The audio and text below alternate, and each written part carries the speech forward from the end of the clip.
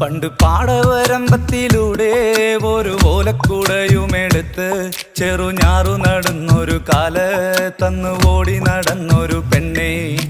കയ്യിൽ കരിവളയിട്ട് കണ്ണിൽ കൺമഷി കൊണ്ടുവരച്ച് പിന്നെ വാർമോടിയൊക്കെ വിരിച്ച് നല്ല ചേലുള്ള പാവാടയിട്ട് ആ തോട്ടോരത്തുള്ളൊരു കൈതോലക്കൂട്ടത്തിനോരത്തു നിൽക്കണ ഒരാൾ മരത്തിൻ ചോട്ടിലിരിക്കണ ദേവിക്കു ചാർത്തുവാൻ പൂവുകൾ കൊണ്ടുപോയോ പെണ്ണെ, പൂവുകൾ കൊണ്ടുപോയോ. പണ്ട് പാടവരമ്പത്തിലൂടെ ഒരു ഓലക്കുടയുമെടുത്ത് ചെറുഞാറു നടന്നൊരു കാല് തന്നു ഓടി നടന്നൊരു പെണ്ണെ.